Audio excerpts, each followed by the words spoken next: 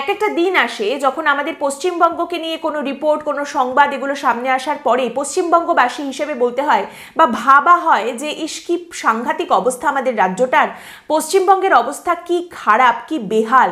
এবং সেই সমস্ত দিনগুলোয় আমার মনে হয় আমাদের রাজ্যের সরকার, আমাদের মুখ্যমন্ত্রী তারা আড়ালে হাসেন আর ভাবেন এইটুকু দেখেই খারাপ বলছো, খারাপ তো এখনো তুমি দেখোইনি, এরপরে দেখো খারাপ কাকে বলে, কতটা খারাপ আমি দেখাই। এই মুহূর্তে আজকের পর্বে দুটো ধাক্কা আমি আপনাদের দেব এবং সেই দুটো ধাক্কা আমাদের নিতেই হবে। ওই যে বলে না যে কোন খবরটা আগে শুনবে, ভালোটা না খারাপটা। আচ্ছা কোনটা আগে বলবো, বেশি খারাপটা না কম খারাপটা? এখানে সেরকম কোনো ব্যাপার নেই, কোনো লেসার ইভিলের ব্যাপারই নেই। দুটোই ধাক্কা এবং দুটোই যথেষ্ট খারাপ, শুনতে তো হবেই, অতএব শুনে নিন। জানা যাচ্ছে সবকিছু ঠিকঠাক থাকলে আগামী 12ই ফেব্রুয়ারি থেকে আমাদের রাজ্যের বিধানসভায় পশ্চিমবঙ্গের বাজেট অধিবেশন শুরু হতে চলেছে।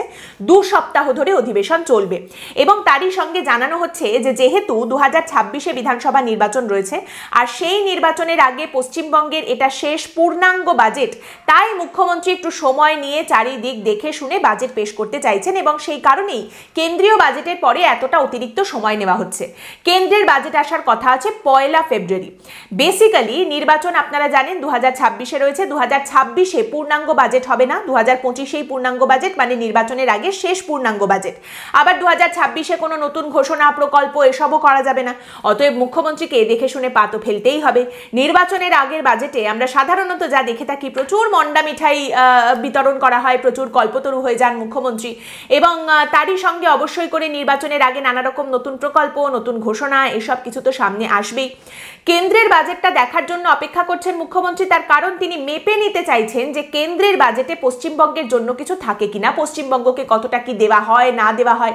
তো যতটা দেওয়া হবে না সেটা আবার তিনি নিজের বাজেটের মধ্যে ঢুকিয়ে বলবেন যে এই দেখো বঞ্চনা আমি পূরণ করে দিলাম, এবং সেই নিয়ে অবশ্যই করে প্রচার তো করা হবেই নির্বাচনের জন্য।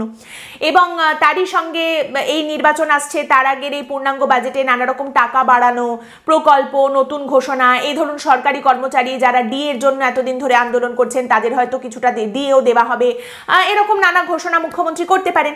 আপনি আশা রাখবেন কি যে হ্যাঁ ঠিক আছে একটা মন্দের ভালো হবে, মুখ্যমন্ত্রী যখন করছেন ভেবেচিন্তেই করবেন, আর কত খারাপ কি হবে, নিশ্চয়ই এবার মোটামুটি একটা ব্যালেন্স জায়গা আমরা দেখতে পাবো। আপনার এই ধারণা যদি থেকে থাকে তাহলে তার উপরে জল ঢেলে দেবে একটি মাত্র বাক্য, যেখানে বলা হচ্ছে যে এবারের বাজেটে লক্ষ্মীর ভান্ডার, কন্যাশ্রী, রূপশ্রীর মতো প্রকল্পগুলিতে আরো অতিরিক্ত সংযোজন হওয়ার প্রবল সম্ভাবনা রয়েছে। আর এইটা তো করতেই হবে, ভাতার পরিমাণ তো বাড়াতেই হবে, কারণ শুধুমাত্র পশ্চিমবঙ্গ নয়, আপনারা দেখেছেন এখন প্রত্যেকটা রাজ্যের নির্বাচনে প্রত্যেকটি রাজনৈতিক দল মহিলা ভোট নিজেদের দিকে টানার জন্য এরকম নানা অনুদান, ভাতা, এই সমস্ত কিছুর ঘোষণা করে, ইনক্লুডিং বিজেপি, যারা কিনা আবার এই রাজ্যে ভাতার রাজনীতি, এই যে বিনামূল্যে দেওয়া হচ্ছে টাকা পয়সা, এইভাবে কোনো কাজ নেই কিছু নেই এমনি টাকা দিয়ে দেওয়া হচ্ছে, ভোট কেনা হচ্ছে, এই সমস্ত বলেন যে এসব আমরা করি না, আমাদের এতে যথেষ্ট অনীহা রয়েছে, নীতিগত একটা জায়গা রয়েছে যেখানে আমরা এগুলো করতে পারি না। তারাও অন্যান্য রাজ্যে এই একই রকম ভাতার রাজনীতি চালাচ্ছে ভোট পাওয়ার জন্য। অতএব মুখ্যমন্ত্রীও সেটা করবেন এবং মুখ্যমন্ত্রী খুব ভালো করেই জানেন যে নির্বাচনের আগের এই যে বাজেট, মধু তো আরো বেশি করে ঢালতেই হবে, তা না হলে নির্বাচনী পায়েস মিষ্টি হবে না, আর নির্বাচনী পায়েসকে তো মিষ্টি হতেই হবে। অতএব এবার যেটা দেখা যাবার যথেষ্ট সম্ভাবনা রয়েছে সেটা হচ্ছে লক্ষ্মীর ভান্ডারের উপভোক্তার সংখ্যা বাড়বে, পরিমাণটাও হয়তো বাড়তে পারে।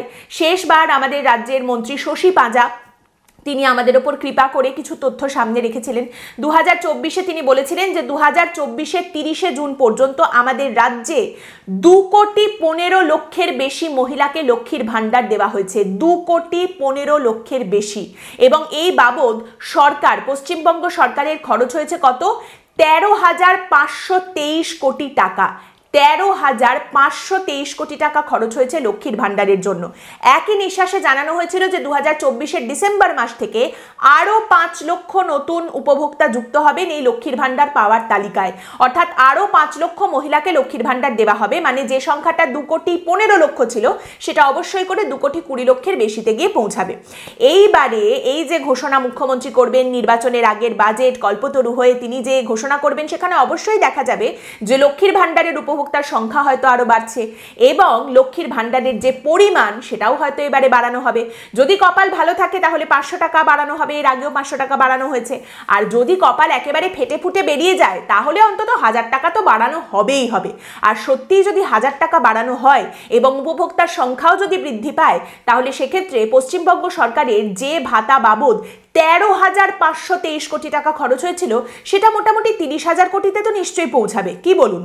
এরপর দ্বিতীয় ধাক্কা আপনাদের জন্য সামনে আসছে। নীতি আয়োগের একটি রিপোর্ট সামনে এসেছে এবং আমাদের পশ্চিমবঙ্গ সেই রিপোর্টে যত রাজ্যের তালিকা রয়েছে সেখানে একদম নিজের নাম বজায় রেখে শেষের দিকে অবস্থান করছে। তবে সেটা কোনো গৌরবের কথা নয়, গৌরবের কথা হচ্ছে এরপর পরিকাঠামোর দিক থেকে বিভিন্ন রাজ্যে কত কি খরচ করা হয় সেই নিয়ে রিপোর্ট তৈরি করা হয়েছিল এবং সেখানে পশ্চিমবঙ্গ শেষের দিকে আছেটা বড় কথা নয়, গৌরবের কথা হচ্ছে এমন সব সংখ্যা পরিসংখ্যান সামনে উঠে এসেছে যা দেখে আপনার রীতিমতো চক্ষু চড়ক গাছ হয়ে যেতে পারে বা মাথা ঘুরে আপনি পড়েও যেতে পারেন।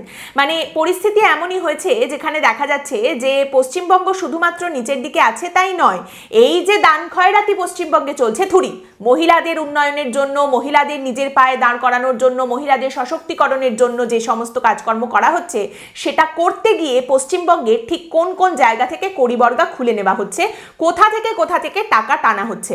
নীতি আয়োগের রিপোর্ট বলছে বিভিন্ন রাজ্যের যে খরচ রয়েছে তার মধ্যে কত শতাংশ পরিকাঠামো বা ইনফ্রাস্ট্রাকচারের জন্য ব্যয় করা হয় সেই তালিকা, এবং সেখানে দেখা যাচ্ছে পশ্চিমবঙ্গের যে মোট খরচ রয়েছে তার মাত্র 3% 2022-23 পরিকাঠামোর খাতে ব্যয় করা হয়েছে, যেটা জাতীয় গড়ের তুলনায় কম। এবং তারই সঙ্গে বলা হচ্ছে 2018-19 পশ্চিমবঙ্গের মোট খরচের 5% পরিকাঠামোর জন্য ব্যয় করা হয়েছিল, যেটা কমে এখন চলে এসেছে 3%। পরিকাঠামের উন্নয়ন মানে আমাদের রাজ্যে আপনি ধরুন রাস্তাঘাট, ব্রিজ, এই যে বিভিন্ন রকম ইনফ্রাস্ট্রাকচারের ব্যাপার রয়েছে যেগুলো যদি আপনি উন্নতি করেন তাহলে সাধারণ মানুষের উন্নয়ন হয়, যেগুলো দেখে ব্যবসা বাণিজ্য আসে, ব্যবসা বাণিজ্য ইনভেস্টমেন্ট আসলে যেখানে চাকরি হয় এবং চাকরি হলে যেখানে মানুষের সার্বিক উন্নয়ন হয়। অত দূরও যাওয়ার দরকার নেই, একটা পরিকাঠামোর যদি উন্নতি ঘটে, রাস্তাঘাট যদি ভালো হয়, আপনি দুম করে একটা রোড অ্যাক্সিডেন্টে মরে যাবেন না, আপনার যে স্কুটিটা রয়েছে সেটা চলতে চলতে হঠাৎ করে বেঁকে যাবে না, দুম করে পড়ে গিয়ে কোথাও একটা সাংঘাতিক ঘটনা ঘটে যাবে না।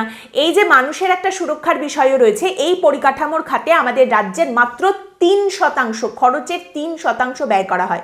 তাহলে এরপরেও আপনি আশা করবেন যে আপনি একটা ভালো রাস্তা পাবেন চলার জন্য, আপনি একটা মজবুত ব্রিজ পাবেন, সেই ব্রিজ দুম করে ভেঙে পড়বে না, বা যে ব্রিজটা ভেঙে পড়েছিল তার মেরামতটা খুব সুন্দর করে করা হচ্ছে, আপনি এটা আশা করেন?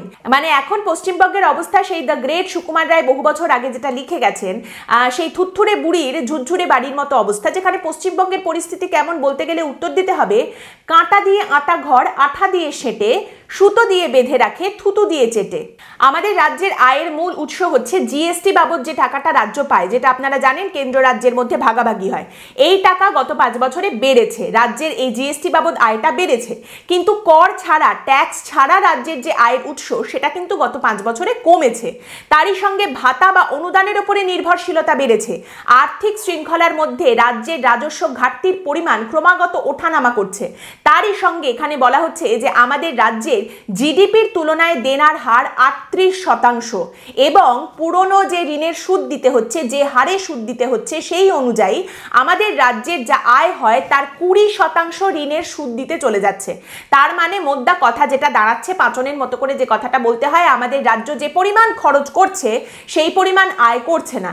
এই মুহূর্তে যদি একটা কোনো ইমার্জেন্সি ঘটনা ঘটে, কোথাও কোনো পরিকাঠামোর খাতে কোনো টাকা পয়সা দরকার হয়, তাহলে রাজ্যকে হাত পেতে ধার নিতে হবে। অলরেডি ধারের বোঝা তার ঘাড়ের ওপরে রয়েছে, যার সুদ দিতে গিয়ে রাজ্যের মোটামুটি তথৈবচ অবস্থা। এদিকে রাজ্যের জিএসটির যে টাকাটা পাচ্ছে সেই টাকাটা বাড়ছে, কিন্তু সেটা দিয়ে সব হবে না, কারণ খরচের পরিমাণ ক্রমাগত বাড়ছে এবং এখানে অন্যরকম কোনো আয়ের পথ নেই, সেই আয়ের জায়গাগুলো কমে যাচ্ছে এবং কমবে, কারণ এই রাজ্যে ইনভেস্টমেন্ট নেই, ব্যবসা বাণিজ্য আসছে না, তাহলে আয়টা বাড়বে কোথা থেকে? কিন্তু ভাতা এবং অনুদানের উপর নির্ভরশীলতা বেড়েছে এবং এরপর হয়তো এই ভাতার পরিমাণ আরও বাড়ানো হবে। তাহলে এই পরিস্থিতিতে দাঁড়িয়ে একেবারে সোজা যে প্রশ্নটা মনে জাগে সেটা হলো, আবার যদি দেখা যায় যে ভাতা, অনুদান, নতুন প্রকল্প এই সমস্ত খাতে রাজ্য সরকার আরো বেশি খরচ করতে চলেছে, খরচের পরিমাণ আরো বাড়াতে চলেছে, তাহলে আমাদের রাজ্যে ওই যে 3% মতো পরিকাঠামোর জন্য খরচ করা হতো সেটা কি এবার কমে 1% নেমে আসবে? কারণ খরচ তো বেড়েই চলেছে, আয় সেভাবে বাড়ছে না। তাহলে নিশ্চয়ই পরিকাঠামোর জন্য এবার 1% মতো খরচ করা হবে। তাহলে কি হবে? মানে তাহলে আমাদের কোথাও যদি রাস্তাঘাট ভেঙে যায় তার উপরে সেলোটেপ দিয়ে চালাতে হবে, কিংবা কোথাও ব্রিজ ভেঙে পড়লে স্টেপলার দিয়ে আটকে দিতে হবে, তাই তো?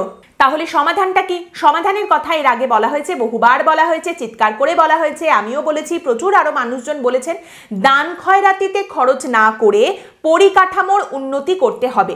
দান খয়রাতির পেছনে খরচ না করে পরিকাঠামোর পেছনে খরচ করুন। পরিকাঠামে যদি উন্নতি হয় তাহলে আরো মানুষজন এখানে আসবেন ব্যবসা করতে, ইনভেস্টমেন্ট হবে, চাকরি হবে। আর চাকরি যদি মানুষজন পেতে শুরু করেন, মহিলারা যদি রোজগারের উপায় দেখতে শুরু করেন, তাহলে তারাও ভাতা, অনুদান কিচ্ছু চাইবেন না, বিশ্বাস করুন। এবং তারই সঙ্গে আর্থিক শৃঙ্খলা মেনে চলতে হবে। কিন্তু সেটা কি আদৌ সরকার করবে? এই রকম সার্বিক উন্নয়ন ঘটানোর প্রচেষ্টা তাদের মধ্যে থেকে এরকম কোনো সদর্থক পদক্ষেপ কি দেখতে পাওয়া যাবে? দেখুন, নির্বাচনের আগের বছরে অত ভেবে কাজ নেই। এমনিতে অন্য সময় হলে তবু রাজ্য সরকার হয়তো একটু ডিফেন্ড করতে আসতো নিজেকে। অমিত মিত্র ধুতি পাঞ্জাবি পরা ভূত হয়তো এসে বলতো কি ফিসকাল জাগলারি তিনি করেছেন, কোথায় কোথায় দারুণ সব কাজকর্ম হচ্ছে। কিন্তু নির্বাচনের বছরের আগে অত কথায় যাওয়ার দরকারই নেই। পুরো বিষয়টা একদম সিম্পল ডিম্পল। ভোট চাই, টাকা দেব, ভোট আসবে, ব্যাস এইটুকু হিসেবে আমরা বুঝবো। এর থেকে বেশি কিছু বোঝার নেই, এর থেকে বেশি কিছু জানারও নেই। অতএব এখন আমরা দাঁড়িয়ে রয়েছে জানুয়ারি মাসের শেষে। মোটামুটি ফেব্রুয়ারির মাঝামাঝি আস্তে আস্তে আপনি জেনে যাবেন যে আপনি আরো কতটা বিষবাও জলে দাঁড়িয়ে রয়েছেন এবং আমাদের রাজ্যের অর্থনীতি ঠিক আরো কতটা তলায় তলিয়ে যাচ্ছে। তারই সঙ্গে এখানে আপনাদের আরও একটা কথা জানিয়ে রাখি, আর কয়েকদিনের মধ্যেই কিন্তু হতে চলেছে বেঙ্গল গ্লোবাল বিজনেস সামিট, বিশ্ববঙ্গ বাণিজ্য সম্মেলন। মুখ্যমন্ত্রী বলেন বেঙ্গল মিন্স বিজনেস, সুন্দর করে আবার ছোট্ট করে বিজিবিএসও বলা হয়, সেটা আবার হতে চলেছে। প্রচুর মানুষজন আসবেন সেখানে, নানা রকম সব ইনভেস্টমেন্টের প্রতিশ্রুতি আসবে। বলা হচ্ছে যে এবারে সম্ভবত মুখ্যমন্ত্রী এই বিশ্ববঙ্গ বাণিজ্য সম্মেলনে মুকেশ আম্বানিকে নিয়ে আসতে চলেছেন। 2023-এ যখন মুকেশ আম্বানি এই সম্মেলনে এসেছিলেন, তিনি প্রতিশ্রুতি দিয়েছিলেন যে আগামী 3 বছরে তিনি পশ্চিমবঙ্গে 20,000 কোটি টাকা বিনিয়োগ করবেন, কালীঘাটের মন্দির সংস্কার করার দায়িত্ব তিনি নিচ্ছেন, এসব ঘোষণা তিনি করে গিয়েছিলেন। নিশ্চয়ই সেগুলো হয়েছে, আমরা তো দেখেইছি, আপনিও নিশ্চয়ই দেখেছেন যে কি সুন্দর করে 20,000 কোটি টাকার লগ্নি হয়েছে 3 বছর ধরে, বা অন্তত 20,000-এর মধ্যে বলা যায় যে 15,000 কোটি তো নিশ্চয়ই হয়ে গেছে লগ্নি। এরপরে আরও ইনভেস্টমেন্টের প্রতিশ্রুতি আসবে। অতএব best of luck to you, to you and to me, আমাদের সকলের জন্য অবশ্যই অনেক শুভেচ্ছা রইল। আর এই প্রতিশ্রুতি ব্যাপারটা জানেন তো অনেকটা ভালোবাসার মতো, এর পরিণতিটা সফল নাও হতে পারে, কিন্তু মন থেকে করা উচিত। আর আমরা বাংলার মানুষজন তো এমনিতেই প্রেমিক প্রেমিকা সবাই, আর মুখ্যমন্ত্রী তো বলেই দিয়েছেন বেঙ্গল মিন্স বিজনেস। আজকের পর্ব এখানেই শেষ করছি। আপনাদের মতামত অবশ্যই জানাবেন এই পর্ব সম্পর্কে, আর পরের দিন আবার দেখা হবে অন্য একটি বিষয় নিয়ে আলোচনায়। ভালো থাকবেন।